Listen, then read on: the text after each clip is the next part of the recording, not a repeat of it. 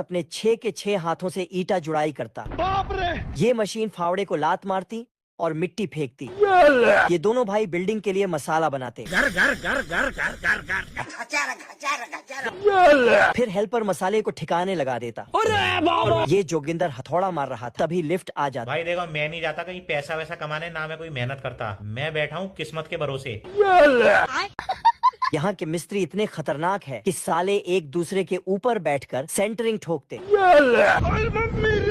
ये मिस्त्री इतनी तेजी से घर बनाता कि साला मुंह से ही पानी देता। सब लोग इतना फास्ट काम करते कि बिल्डिंग आसमान को चीर फाड़ कर ऊपर जाती और बीच में बादल आता। सामने वाले बाबा बहुत चिन रहा है। जंगली चूहों ने अचानक गांव पर हमला कर दिया। रोम रोम भाइयों! और लोगों के घर और दुकानों में घुसकर सब कुछ खा गए और सभी सामानों को तोड़ फोड़ करके खराब कर दिया। गांव के सभी लोग इकट्ठे होकर राजा के पास पहुंचे। तो राजा ने घोषणा की, जो भी इन चूहों को गांव से बाहर निकालेगा उसे 1000 सोने के सिक्के इनाम के तौर पर दिए जाएंगे। घोषणा सुनते ही गांव वाले एक स्पेशलिस्ट को पकड़ कर ले आए। स्पेशलिस्ट ने गांव में आते ही पुंगी बजाना शुरू कर दिया। 10-20 चूहे तो बूढ़ू की दाढ़ी में छुपे बैठे थे। स्पेशलिस्ट पुंगी बजा बजा कर सभी को गांव से बाहर ले गया। गांव वाले जैसे ही दरवाजा बंद करने लगे तो चिल्लाने लगा।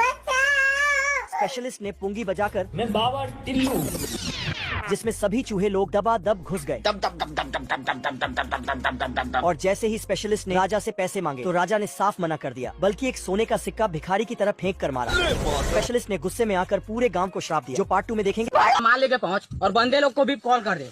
अरे लड़के लोग घुस गए हैं, बंदे लोग को कॉल कर दे। कुत्ता धड़ाधड़ बिना सांस लिए भेड़िए के ऊपर गोलियां बरसाए जा रहा था। बेचारा भेड़िया इतनी गोलियां खाकर टेंगू बनकर पत्थर के पीछे छिप जाता है। साला कुत्ता एक एक कर सारी बंदूक हवा में चलते हुए छोड़ देता है। पड़ीस की औलाद अखबार पढ़ने लगता है। लेवल सबके निकलेंगे, बट निकलेंगे उसके जो खड़ा रहेगा यहाँ पे। भाई साहब, इतनी गोलियां से तो पत्थर की नक्काशी ही हो जाती। साला कुत्ते गुंडा के साथ साथ मूर्तिकार भी था। बेचारा भेड़िया कन्या का लहंगा उठाकर भागकर गाय के अस्तबल में घुस जाता है। कौन है बे? तेरा बाप! युद्ध का ऐलान करते हुए कुत्ता और भेड़िया अपनी अपनी सेना लेकर युद्ध के लिए तैयार हो जाते हैं। साली खावड़ी भेड़ सारा खेत चरते हुए भेड़िया की तरफ बढ़ती है। दोनों आपस में भिड़ते हैं। तभी बेचारी गाय बड़े बड़े देशों में ऐसी छोटी छोटी बातें होती रहती हैं। ये भाई साहब टाई निकालते और कस देते।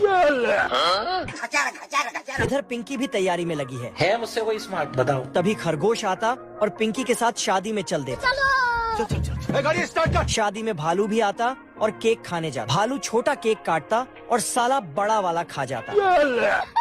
गाय कप से चाय पीने जाती तो बैल चिल्लाता। और जैसे ही दूल्हा दुल्हन आते तो बंदर पूंछ से चक्री घुमाता और मुर्गा गाना गाता। कैदी दीवार पर दरवाजा बनाता और साला निकलकर भाग जाता। बाप रे!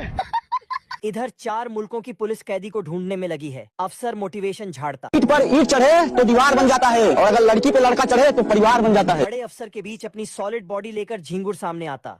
ये कैसे हो गया? झिंगुर अपना चूहा लेकर कैदी के पीछे भागता और जैसे ही कैदी इसे देखता, ये क्या है? कैदी भागता और क्या ही भागता, साला घर में घुसता और दरवाजे पर दरवाजा लावता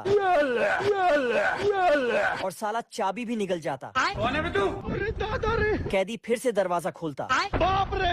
ओए मम्मी रे! फिर से दरवाजा लगाता और भागता भाग और भाग, भाग! और दरवाजा खोलता तो भल्लाल देव छोटू को पकड़ना चाहता है, लेकिन छोटू ने अंबुजा सीमेंट से घर बनाया है। तभी भल्लाल देव ने कहा, ये दीवार टूटी क्यों नहीं है? फिर भल्लाल देव ने लकड़ी से हमला किया, लेकिन लकड़ी का छिलका निकल गया। ये क्या हो गया? फिर भल्लाल देव ने गुस्से में कहा, मेरा ऐसी जिंदगी 300 रुपए में अब की बार उसने डायनामाइट लगाया, 5 मिनट बंद। लेकिन छोटू ने उसे टोपी पहनाया। अरे भिख मंगिया! अरे वह गलत फहमी में आ गया और बम देखने गया। भल्लाल देव का मुंह बवासीर बन गया। फिर भल्लाल देव ने सबूत उठाए और बोला, कौन मेरा दुश्मन आया है?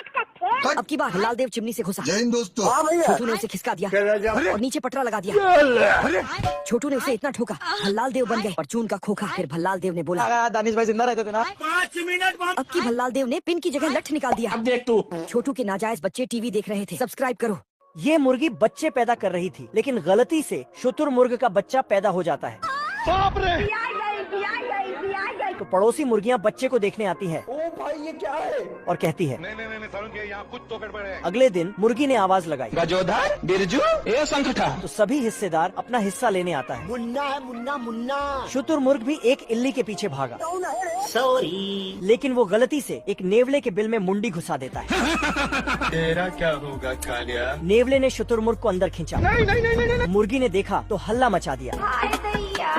नेवले ने शुतुरमुर्ग को पिंजरे में कैद कर रखा था। भाई आज ऑमलेट नहीं बनाऊंगा, आज तेल का ऑमलेट बनाऊंगा। शुतुरमुर्ग ने कई सालों से कुछ खाया पिया नहीं था, जिससे सारे बम पटाखे गटक जाता है।